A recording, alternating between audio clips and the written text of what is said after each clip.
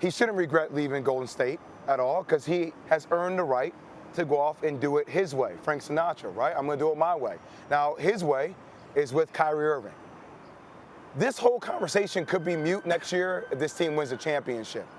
Establishing a culture is hard. Saying hard things to your teammate is challenging. I trust and believe that even though there's been a lot of chaotic, static around this team the last couple of years, KD dealing with injury. I mean, if KD doesn't get hurt this past year, I don't know if James Harden leaves. I think it's a different dynamic. Now, I know with the pandemic and Kyrie Irving, there's a lot going on. But if they are provided with stability, right, which is for every NBA team dealing with the chaos of it, if they are provided with stability, which I actually believe that Kyrie Irving and KD can get to this place, and if they get Ben Simmons on the right page, this team can win a world championship. Now, people can laugh all you want at it, Stephen A. I'm laughing. You can laugh all you want at it. I am but laughing. If you have Joe Harris, Ben Simmons, Kevin Durant, and Kyrie Irving on a mission next year, that team has the talent to win the whole thing. It's that easy to me. You just have to prove it. JJ? The answer to the question is no, he shouldn't regret it. But let's go back to how restricted free agency works. I sort of want to address something that Stephen A. brought up, and that's his decision to leave Oklahoma City.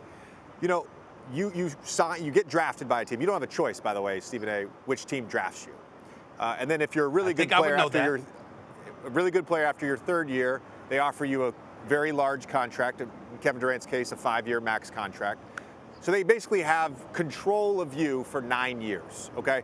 So when you get to the end of that 9 years, what Kevin Durant did is he took control of his career. He took ownership of his own career. And one of the things he talked about in 2016 was wanting to play basketball a certain way, wanting to play the Warrior style of basketball, wanting to have fun playing that way, which he got to experience. Why shouldn't he have that right to experience just because they had lost to the Warriors? Like, I don't always buy that argument that people get, that it was, you know, soft of him to do that.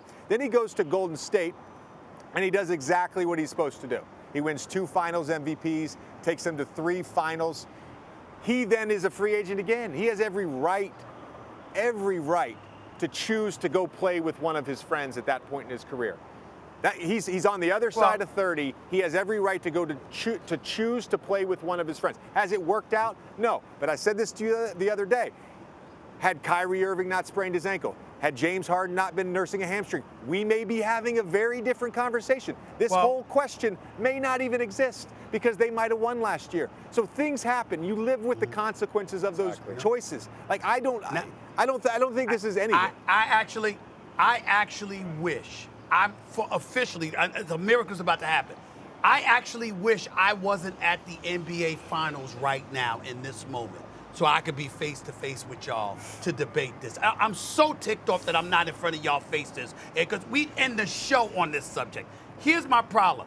Number one, no one question what they have the right to do. We understand that. Stop saying that. We know they have the right to do it. That's not an issue. Just like they have a right to make the decision, we have a right to critique it.